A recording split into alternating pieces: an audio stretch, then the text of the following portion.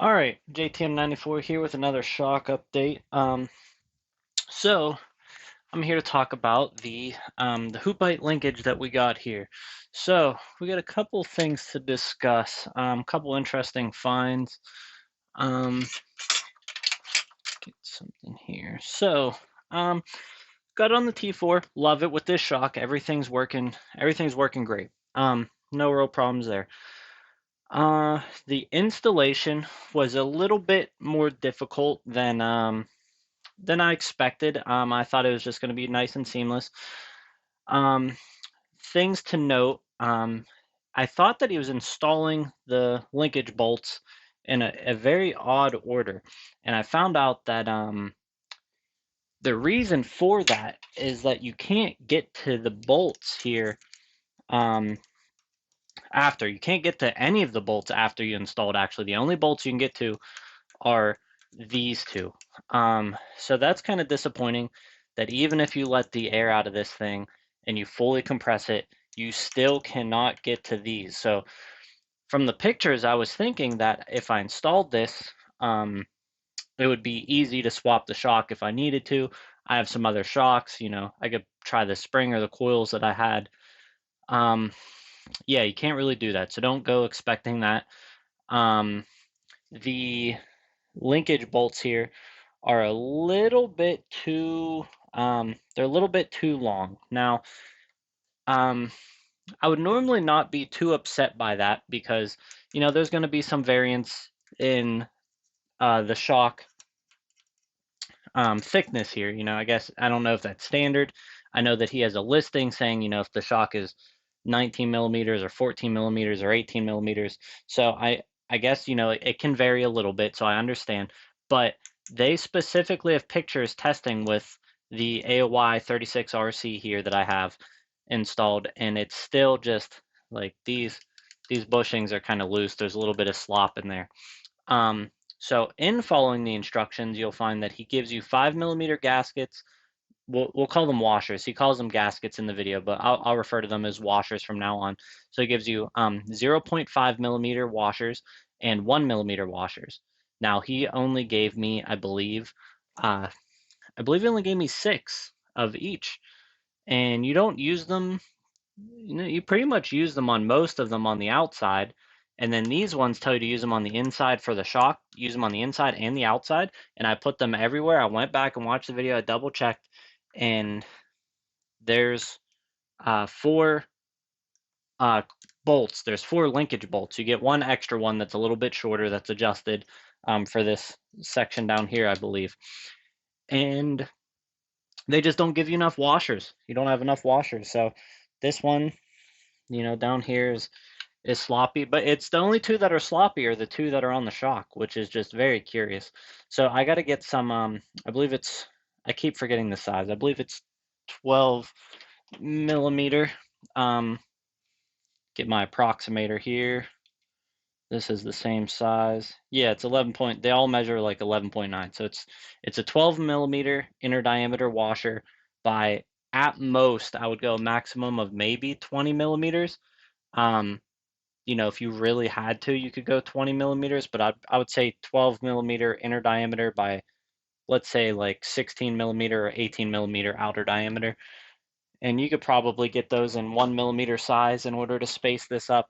Um, I still got to get those. I'm probably going to put 2 on the inside here, and then I'm going to have to, the next time I fully take it apart, I'm going to do the one down here. Has it been working right with a little bit of this, tiny bit of this slop here? Yeah, it's been fine. Realistically, the stock one has more, or equal amount of slop, and then I had the Nylonov linkages that were installed when I bought this.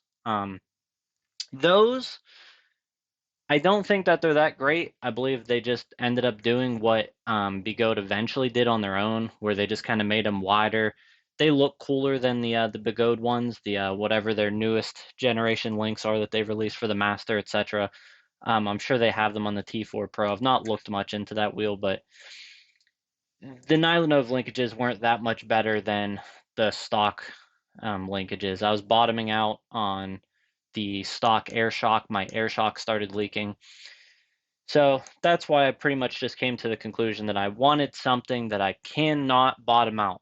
And where I'm at right now, for the upper chamber, I am running about 150 psi to 160 psi. I believe I'm at 150 right now. I'm kind of tuning it still, so these are some rough numbers. And then I think that I dropped the bottom chamber down to about 80 psi, and that's been just heavenly. I have a little bit of sag. It sags about 20% to 30% of the shock travel, which you can test with this little O-ring here, and it's just the small bump compliance is divine. Um, and then on large stuff, I still cannot bottom out. It feels good off jumps. It feels good off of curbs. It feels good off bonks. It feels good, flat landing on flat. It feels good down steps. It's just excellent. And then I'm about, I think I'm anywhere from 10 to 12 clicks from fastest to slowest.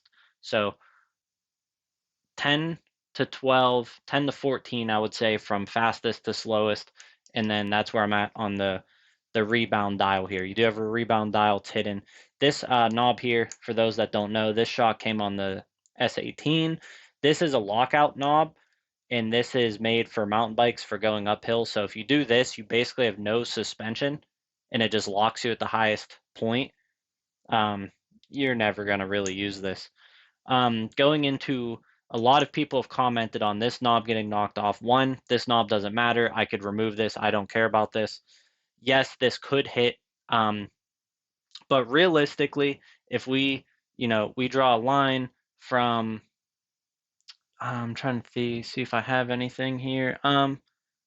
Yeah, basically, if we draw a line from this to the tire, um, the mudguard will definitely hit, but this is all protected unless something comes into here at an angle, say it's tumbling sideways down a hill and it lands very specifically on a rock, or just something just hits this.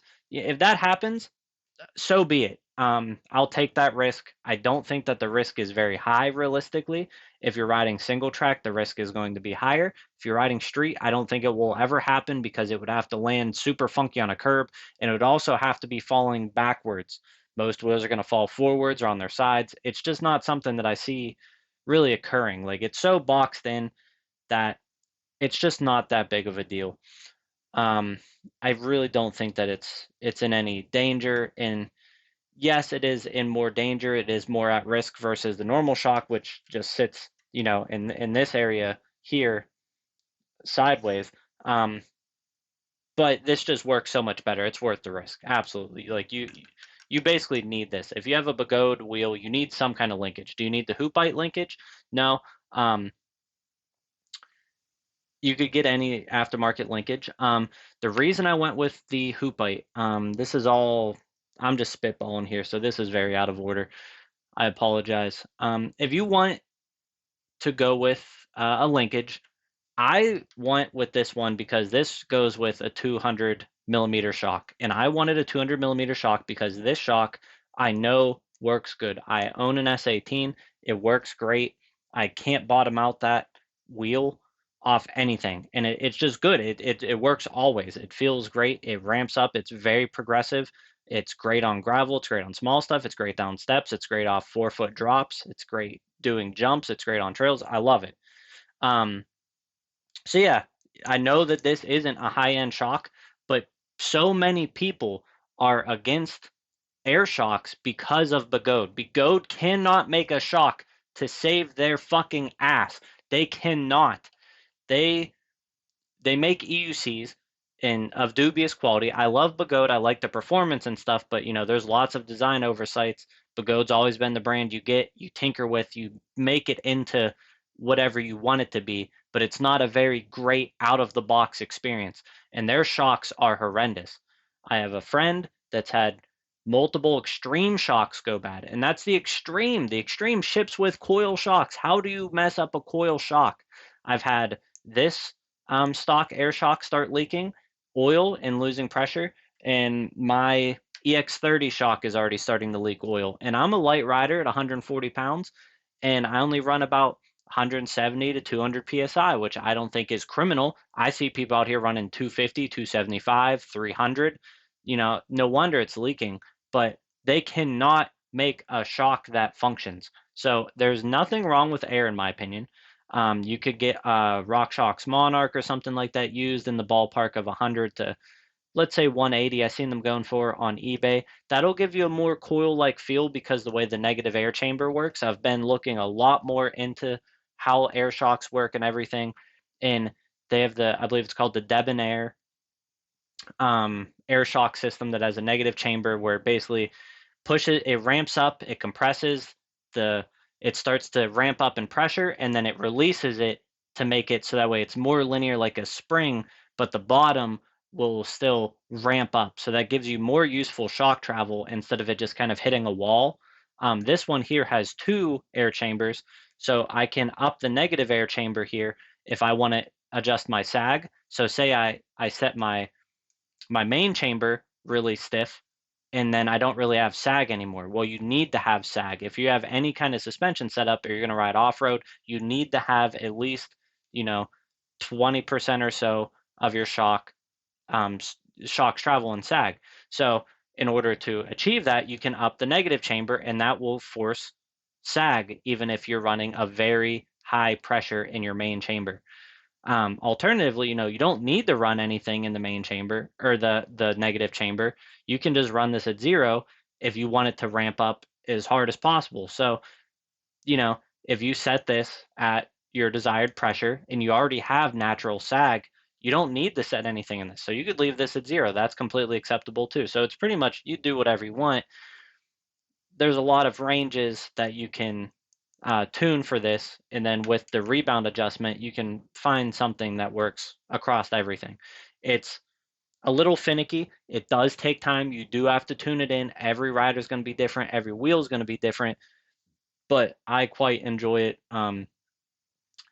I like this because it's guaranteed to be progressive over a spring.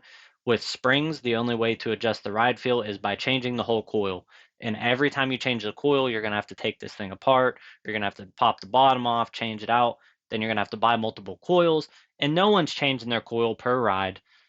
People are using the Fast Ace or the D&M burner, RCPS2 or some kind of alphabet soup like that.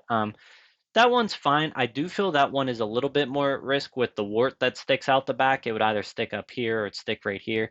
On this wheel, with the way that I have this nylon bumper, I've had this bumper. I didn't buy this after this or anything. I've had this on here. The D&M burner does come very close to hitting this. So I would either need to make a new bumper or something. That's kind of a reason why I didn't want to use it, or I'd have to use it in a configuration where it's sticking out at the bottom. And if it's sticking out like this, that is going to be a lot more prone to hitting if I take a tumble, which inevitably I'm going to drop this wheel in single track. I've already had a couple drops, nothing major, but it's going to happen. So yes, I wanted this shock. The shock only goes up to 200 millimeters.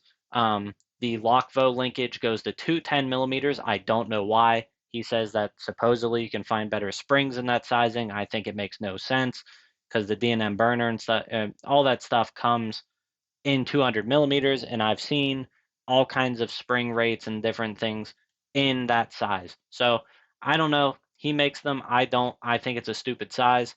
It also just sticks out further because it's longer. It's a little bit bigger.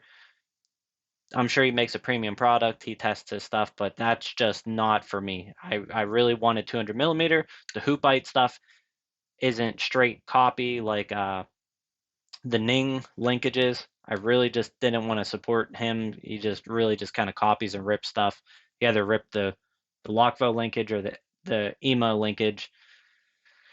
And I just didn't really want to support that. I wanted to support Lockvo, but yeah, the 210 was just a deal breaker because I wanted an air shock. I really don't want to use coil. I've tried coil, I've ridden S22, I've ridden other stuff. I just really like the way this works. I know this has my back. No matter what I go off, this is not going to bottom out, and I love that. So here we are. I also didn't like the Lockvo linkage because I don't really like the way his mudguard looks because it kind of zip ties on the bottom.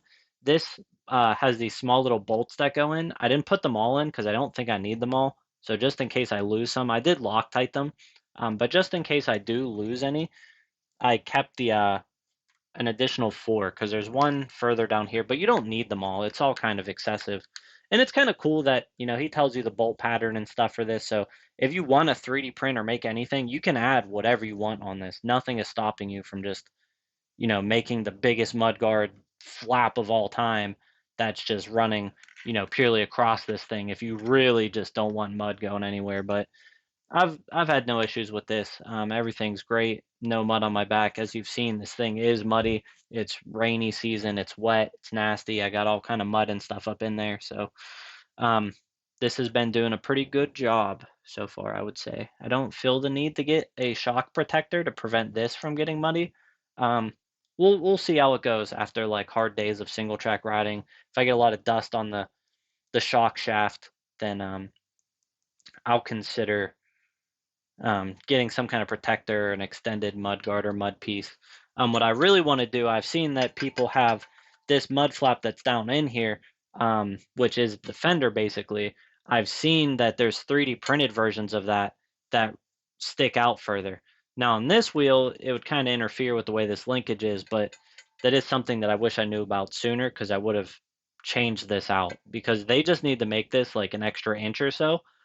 And then you wouldn't have problems of it throwing mud from, the tire down into the underneath and then onto the shock shaft. That also is something that promotes the stock air shock leaking and everything like that. So, yeah, that's just a quick update. That's where we're at right now on this. One thing, if anybody has any kind of input on this, I have the plastic battery boxes, which I love. I want it to be lighter. I got them on purpose. I got this wheel used knowing it had plastic boxes. So people are like, "Ooh, plastic." Well, I want it to be lighter, and the wheel is so armored up. Nothing's going to hit these. And if something does, that's unfortunate. And if something hits it hard enough to shatter this, it was probably going to dent or break the metal anyways. So I'm not hearing it with that. But I do have the older motherboard in this unit, and I have seen that there is a newer motherboard that has more MOSFETs, more power. It's not even the V2 or anything like that. Casey or some other people made some videos trying to say it felt weaker, and then he was riding in trails at 1 mile an hour. Whatever. There's like a V3 or V4. I don't know if that's what they're using in the T4 Pro, but I'm very curious if that motor, or not motor, if that motherboard is worth putting into this. Unfortunately, it's like 275 depending where the vendor, up to 350. That's kind of a lot of money if I'm really not going to get a big difference. I've seen the Excel spreadsheet of the pull force tests for the T4, and yeah, it shows that it's a little bit more powerful. I just don't know if it's going to be appreciably more powerful, if it's even worth changing. Um, because I really don't want to upgrade this wheel. This wheel is all I need for single track. I'm light 140. This wheel, I've ridden it up to 36 miles per hour. I comfortably ride 32 if I need to in the city and stuff like that. And there's no single track that you should be going over 32 miles an hour. If you're going over 32 miles an hour in trails, those aren't trails. You're just flying down a dirt road or a fire road or whatever. Tons of people complain about this wheel saying, oh, it's not fast enough. You need a master. No, you don't. This wheel is excellent. It has a smaller diameter tire. So that makes it it's more, I don't want to say agile necessarily, but it's a little bit lighter. It's a little bit easier to throw around, and it's more instantaneous. Having a smaller diameter tire just makes it react faster. You get more instant braking, instant torque, um, stuff of that nature. So now that I have this setup with the shocks and everything. I love this wheel. This wheel is so badass. You can do anything that you want off road. I really don't feel like there's any real weak points of it. The rim, the rim is sturdy.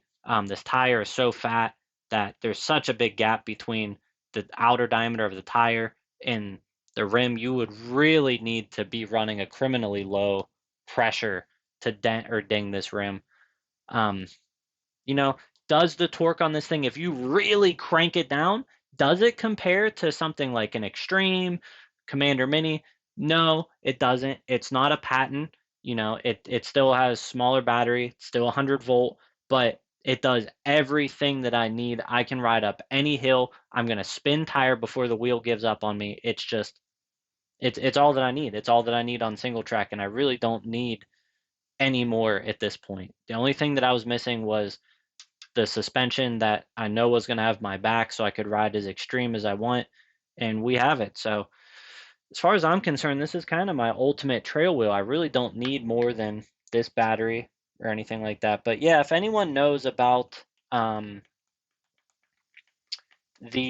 motherboard, the new updated motherboards, if that's worth swapping to, I don't know. Mine works fine. I have no problems. I did have to change the little chip in there so that way my lights and stuff work in cold. Not that I ride this wheel in cold super often, but it happened a couple times towards the tail end of winter where, my lights stopped working. So I did change the little chip. I had it. I've had it the whole time. I just didn't feel like doing it. It was super annoying because the way this is designed, you have to take the whole top off and everything. That's normal for all the other wheels, but what I mean is I had to take the board out and then it was sandwiched underneath the board. So I had to lift the board up and then it was underneath. It wasn't as simple as the Extreme or the M10 Ford new versions where you just take the whole screen off and put a new one on. Um, so they didn't really think about that too much. But yeah, the new board is redesigned, and I think I'd have to probably get a new screen for that, maybe. So maybe it's not worth doing that, but yeah, just curious on checking.